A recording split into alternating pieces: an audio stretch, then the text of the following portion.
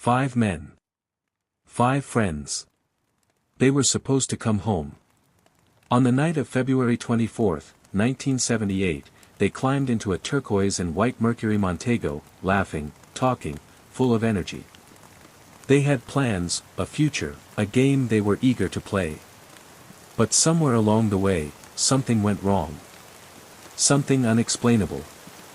Because by morning, they were gone. No goodbyes. No answers. Just an empty road stretching into the cold, silent wilderness. Days passed. Then weeks. Their families clung to hope, searching for any trace of them. And then, a break. A discovery. But it was not a rescue. It was something else. A car abandoned miles from where they should have been. No sign of a struggle, yet no sign of them. It was as if they had vanished into thin air. And when they were finally found, months later, deep in the mountains, the truth was more terrifying than anyone had imagined. Because nothing about their deaths made sense. This is the case of the Yuba County 5, a story so bizarre, so chilling, that it has been called America's Dyatlov Pass. A case that raises more questions than it answers. A case that, decades later, remains one of the strangest unsolved mysteries in modern history. What really happened that night? And why does it feel like we are still missing something? The search began with hope. It always does. The families refused to believe the worst. 5 men don't just vanish. There had to be an explanation, an accident, a wrong turn, maybe even car trouble. Something simple, something fixable. Something that would bring them home. As soon as the authorities were alerted, search teams mobilized. They traced the expected route, the familiar roads that should have led the men safely back home. But the more they searched, the more unsettling it became. There were no calls from the men. No sightings. No sign that they had ever left the area. It was as if they had simply disappeared into the night. Then, days later, the first clue emerged. A Forest Service worker, making his way along a desolate, snow-covered mountain road, spotted something unusual. A car, parked awkwardly along the path, its turquoise and white frame standing out against the bleak winter landscape. It was the Mercury Montego, Jack Madruga's car. But something was wrong. The vehicle was found far from any logical route they would have taken home. It was deep in the mountains, along an isolated path that was rough, uneven, and covered in snow, terrain that was difficult to navigate, especially at night. The car itself, however, wasn't stuck. It showed no damage, no indication that it had been forced off the road. The tires weren't even particularly deep in the snow, meaning that had they wanted to, they could have driven away, and yet, it had been abandoned. The keys were missing. Inside, the scene was eerie in its normalcy. Candy wrappers. Empty soda cans. A neatly folded map in the glove compartment. As if the passengers had been there only moments before, as if they had stepped out with every intention of returning. The gas tank was not empty. The engine, when tested, turned over with no issue. The car was fully functional, there was no reason for it to have been left behind. And yet, it sat there, waiting to be found. But the men were nowhere to be seen. Rescue teams scoured the area, calling out their names, searching for any sign of footprints leading away from the vehicle. Nothing. The fresh snowfall had covered any trace of which direction they might have gone. The thick forest stretched for miles, silent and unyielding. And as the days passed, the cold deepened, and the hope of finding them alive began to slip away. Theories began to circulate. Could they have gotten lost? It seemed unlikely. Jack Madruga would never have taken his car down an unfamiliar, unpaved road, especially at night. He was careful, protective of his vehicle. And yet, here it was. Some wondered if they had been trying to escape something, had someone chased them into the wilderness? Or had they, for reasons unknown, simply walked away? The search continued, but there were no new answers. The families waited, desperate for news, their minds racing with possibilities. But weeks passed. Then months. The winter faded into spring. And still, nothing. Until one day, when the snow finally began to melt, and a second discovery was made. 30 miles from the abandoned Montego, deep in the wilderness, a group of searchers stumbled upon something unexpected, a small, isolated trailer belonging to the Forestry Service. From the outside, it looked abandoned. Forgotten. But as they stepped inside, the truth was far more disturbing. There, on a makeshift bed, wrapped in multiple layers of sheets, lay the body of Ted Weiher. His feet were severely frostbitten. His beard had grown long. He had been here for months. The coroner would later determine that Ted had survived in that trailer for as long as 13 weeks. 13 weeks, alone in the freezing cold, slowly wasting away. But the most chilling detail was not just how long he had lasted, but what he had left behind. Inside the trailer, there were supplies, canned food. Enough to last for months. A locker filled with rations, completely untouched. A propane tank that could have provided warmth, but it was never used. There were matches. Paper. But no fire was ever lit. Ted had wrapped himself in layers of blankets, trying to keep warm. But why didn't he use what was around him? Why didn't he eat more of the food? Why didn't he try to survive? And perhaps the most troubling question of all, where were the others? Because in that cold, empty trailer, Ted Weiher was alone. The discovery of Ted Weiher's body should have provided answers. Instead, it only deepened the mystery. He had been alive for months, alone in that trailer, surrounded by supplies he barely touched. A propane tank that could have given him warmth remained unused. Canned food sat untouched in storage. He had wrapped himself in layers of sheets, his frostbitten feet evidence of the brutal cold he had endured. And yet, even with these haunting details, one question loomed over everything else. Where were the others? The search resumed with renewed urgency. If Ted had made it here, could the others have survived as well? Had they scattered in different directions? Had they sought out shelter somewhere deeper in the woods? Or was this trailer the final stop in something much worse? The answer came soon enough.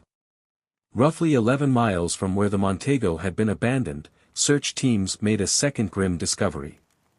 Two bodies, lying close together, as if in their final moments, they had tried to cling to what little warmth remained. Jack Madruga and Bill Sterling. They had been exposed to the elements for months, their remains partially buried beneath the thawing snow. There were no signs of struggle, no indication of injury. No clues as to why they had left the car and walked so far into the wilderness. They had simply collapsed.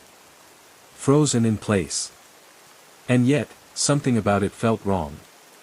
The road was not impassable. Had they turned back, the car was still there.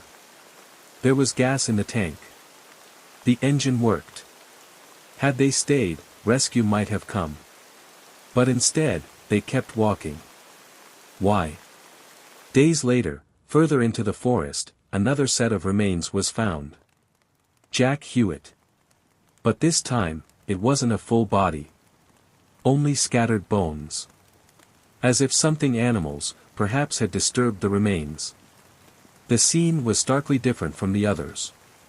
The sense of quiet preservation that surrounded Ted's body, the eerie stillness of Jack and Bill's final resting place. Jack Hewitt's fate seemed more violent, more chaotic. And still, there was one missing. Gary Mathias. Or rather his body. Because inside the trailer, one item stood out among the scattered clues. A pair of shoes. Not Ted's, but Gary's. They had been left there, neatly placed, as if he had taken them off and walked out barefoot into the freezing night. But if he had left, where had he gone? And why had he abandoned his own shoes? No trace of him was ever found. Nobody. No bones. Nothing. The official story, the only one investigators could piece together, suggested that, for some reason, these 5 men left their car that night and made a fatal decision. They walked into the woods instead of back to safety. They moved deeper into the cold instead of staying together. They separated. Some collapsed. Some made it farther than others. One of them, Gary, simply vanished. But the questions that remained were far more disturbing than the answers. Why had they abandoned the car when it was still working? Why hadn't Ted eaten more food? Why had no fire been lit? How did they survive for weeks but still die in such a slow, agonizing way? Why did Gary's shoes end up in the trailer but Gary himself was never found? And then, the question no one wanted to ask: were they alone that night? Nothing about the deaths of the Yuba County 5 made sense. From the moment their car was found abandoned in the snow, every clue only led to more confusion. The men had not crashed. They had not run out of gas. They had no reason to leave the vehicle, and yet they had. One by one, they had walked into the mountains, away from safety, deeper into the cold, as if drawn by something unseen. And when they were finally found, the details surrounding their final moments only raised more questions. Ted Whiter had survived for months, yet barely touched the supplies that could have kept him alive. Jack Madruga and Bill Sterling had frozen together, miles away from shelter, despite the car being in perfect condition. Jack Hewitt's bones were scattered, as if something had disturbed him long after death. And Gary Mathias, he was simply gone. The official reports offered possibilities, but they did not offer certainty. There was no clear explanation, no single answer that tied everything together. But as time passed, theories began to form. Each one attempted to make sense of the impossible, to explain what had happened on that freezing night when 5 men entered the woods and never came home. Some believe it was nothing more than a tragic accident, a cruel trick of nature. In extreme colds, hypothermia can do strange things to the mind. As the body shuts down, the brain becomes disoriented. Some victims have been found without clothing, convinced in their final moments that they were burning up rather than freezing to death. Others have walked in circles, lost even in familiar places, unable to recognize the way back. Perhaps that's what happened here. Perhaps, after leaving the car, they became confused, unable to think clearly, unknowingly sealing their fate. But this theory does not explain everything. It does not explain how Ted managed to survive for nearly 3 months, long past the point where hypothermia would have been a factor.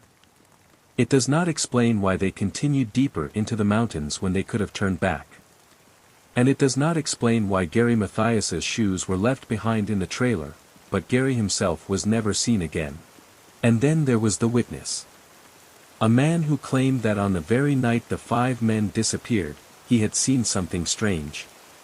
He had been stranded on the same road, forced to sleep in his car when his own vehicle got stuck in the snow. And in the early hours of the morning, through the darkness, he saw headlights. A group of men. 5 of them, they were huddled around a truck, looking around as if they were afraid of something. And then, as quickly as they had appeared, they were gone. Had they been chased?